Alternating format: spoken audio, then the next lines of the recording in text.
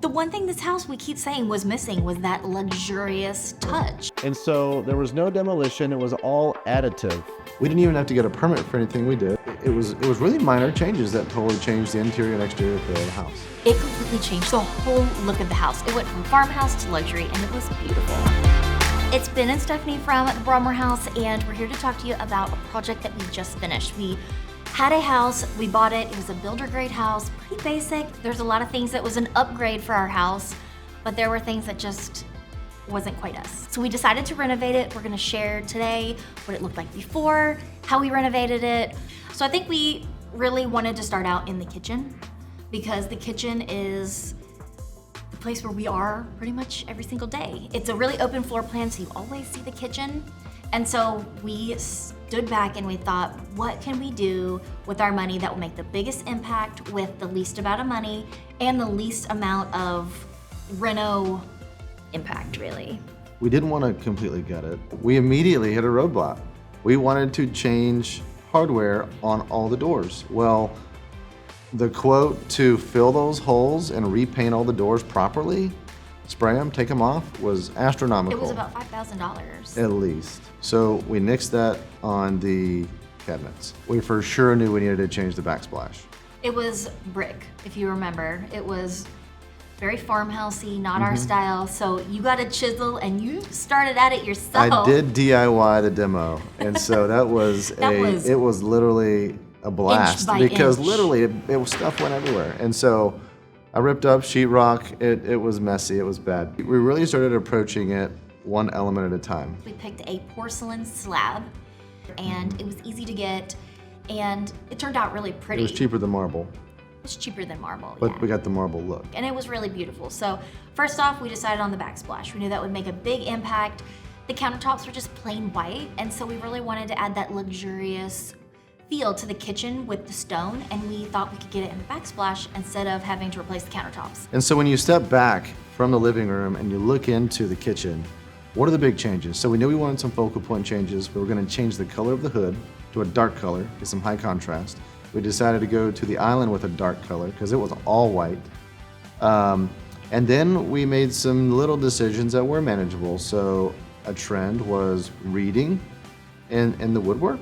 And so our cabinet guys were really great.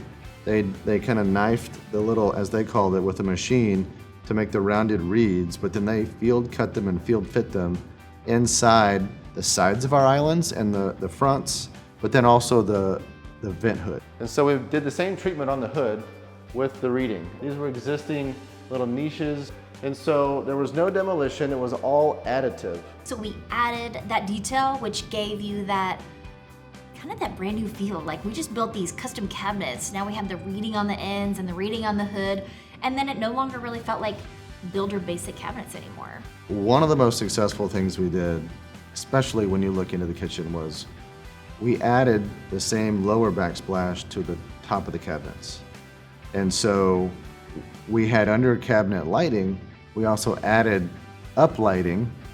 It wasn't, the electrical was simple. We tied it into the switch circuit that was already under counter, and then it illuminated the porcelain we put up above. And that was a massive and monumental change to the kitchen. I'm telling you, the lights set it And the off. lights, It was crazy. It really drew your eye up. That was all Ben. I was like, I don't know if I would have thought about that. I was proud of that one. I was like, dang, it was like a dark hole up there, and all of a sudden it was lit up. It was awesome. And so, as Stephanie would say, the kitchen still needed some jewelry. We did change out the island fixtures to a modern gold look that was really eye-catching. I feel like if you're going to change anything in your house, lighting can be huge for a change. And I feel like when you have beautiful lights in your house, you can decorate less. And the design stands out on its own. So I thought we did really good on the lights.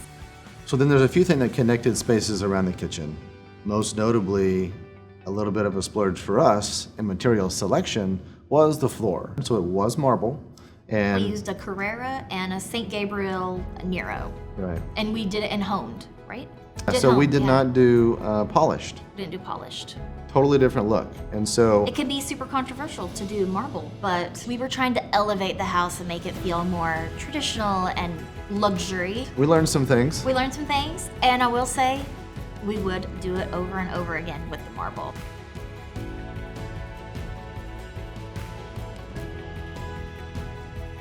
I felt like we had this brand new house that was ours, and it completely changed everything for us. One of the things that we really struggled with is you want to love your home. You say, I can't do that because it's new. It is okay to make it a place that you love to be. Make it a place that you love to come home and cook for your family in the evening time. A place that you love to have family game night. A place that you feel confident and excited to invite your friends over to. It is okay to change those things out and to make the place that you live a place that you love to be. Hey friends, did you love our new video today? Make sure to subscribe, hit the bell so you don't miss any Broadmoor moments.